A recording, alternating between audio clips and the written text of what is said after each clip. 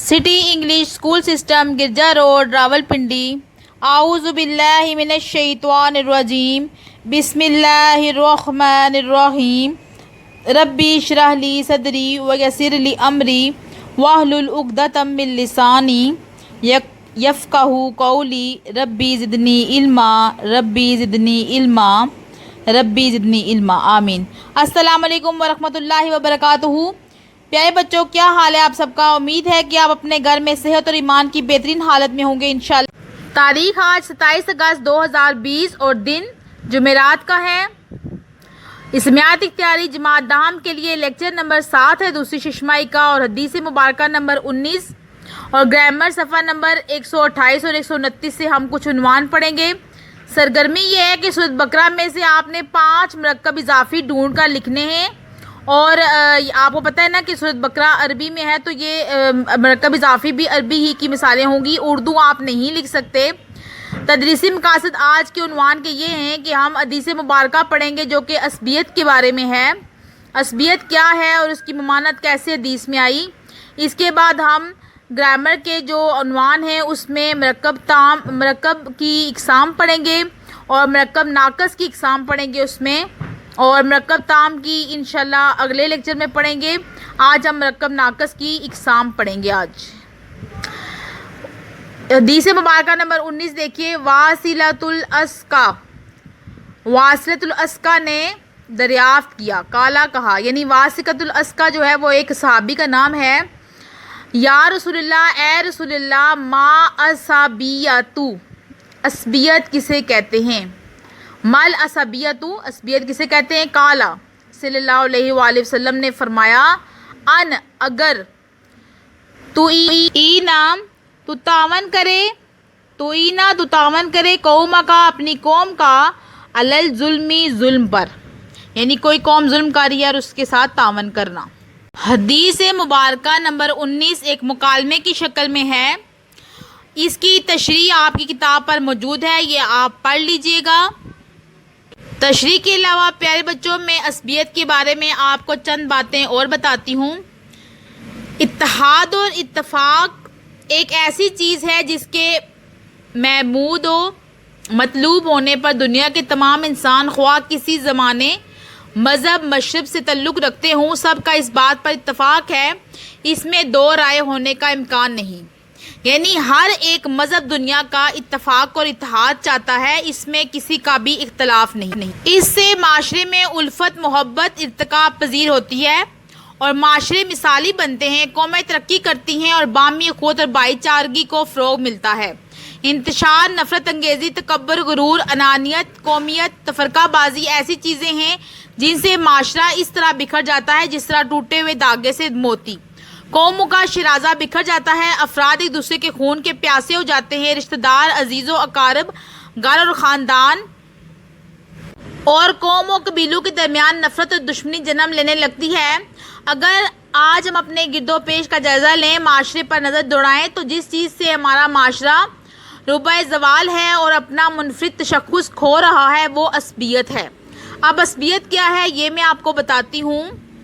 देखिए, तासुब और असबियत पसंदी से दुनिया में एक फसाद बरपा है। असबियत हमारे माशरे को दीमक की तरह चाटने में अपना किरदार अदा कर रही है। इसी असबियत ने इस्लामी अखुवत और भाईचारगी को तहस नहस कर डाला। असबियत पसंदी की वजह से हम इस्लामी अखुवत के इस अजीम नारे को भी पसे पुश डाल चुके हैं।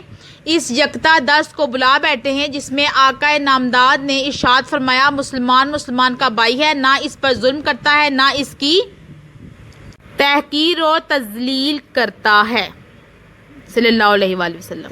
असबियत क्या है, साहिब लुगत ने इसके मायने तरफदारी के बताए हैं, और जो साहिब मुंजिद हैं उनके नज़दीक पट्टी बांधना, तअस्सुब से काम लेना, धड़ेबंदी और दलील ज़ाहिर होने के बाद हक बात को ना मानने का नाम असबियत है। यानी हक बात आपके सामने है लेकिन आप उसको ना माने और उसके ऑपोजिट जो बुराई है वो उसकी तरफ आप जो है वो अपना सारा इत्तफाक व इत्तेहाद रखें, तो ये असबियत है। यानी कोई बंदा आपके सामने गलत है लेकिन आप कह रहे हैं कि वो सही है।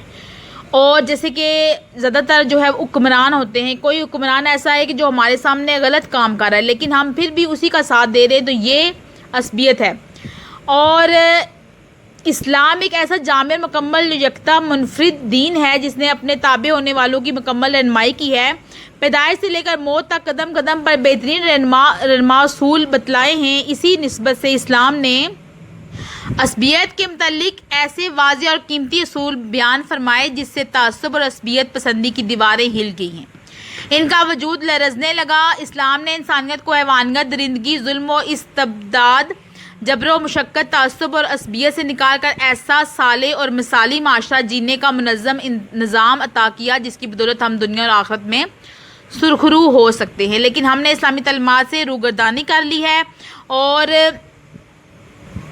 احکامات کی نافرمانی اور اسوہ رسول اکرم صلی اللہ علیہ وآلہ وسلم سے بغاوت کی، اس لیے دنیا میں ذلت اور عبرت کا نشانہ ٹھہرے۔ قرآن و سنت کی اس حوالے سے کیا رہنمائی ہے؟ قرآن یہ کہتا ہے کہ جی اے لوگو، ہم نے تمہیں ایک مرد اور ایک عورت سے بنایا اور تمہیں مختلف قومیں اور خاندان بنایا تاکہ تم محض ایک دوسرے کو پہچان سکو۔ اللہ کے نزدیک تم میں سب سے بڑا پرہیزگار وہ ہے جو زیادہ تقویٰ والا ہے، بلا شبہ اللہ تعالیٰ خوب جاننے والا اور پوری خبر رکھنے والا ہے۔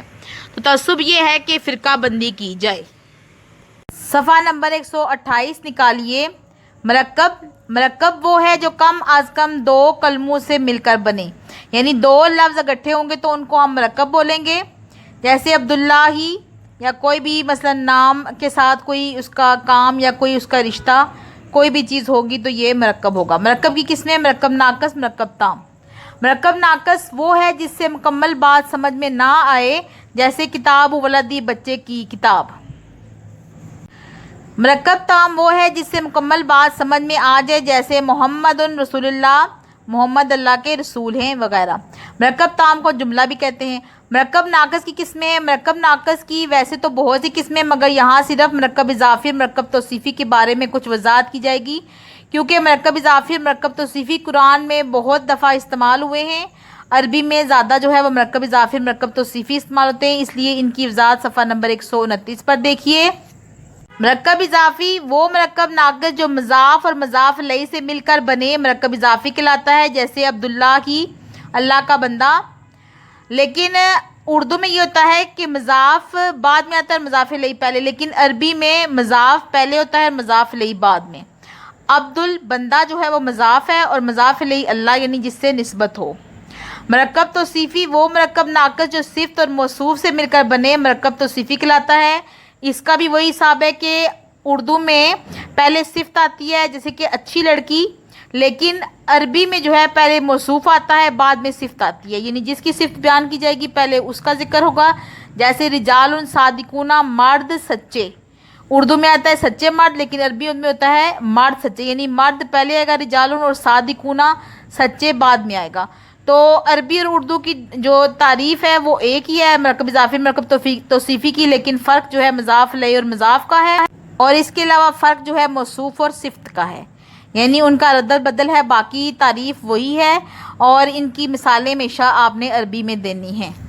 امید ہے کہ آج کا عنوان آپ کو سمجھ آ گیا ہوگا۔ ڈائری دیکھ لیں، حدیث مبارکہ نمبر 19 اور گرامر کا صفحہ نمبر 128 اور 129 کے جو عنوان میں نے آپ کو پڑھائے ہیں وہ آپ نے یاد کرنے ہیں۔ دعا پڑھ لیں۔ سبحانک اللہم و بحمدک، اشہد ان لا الہ الا انت، استغفرک و اتوب الیک۔ دعاؤں میں ہمیشہ یاد رکھا کریں۔ اب مجھے اجازت دیں، خدا حافظ۔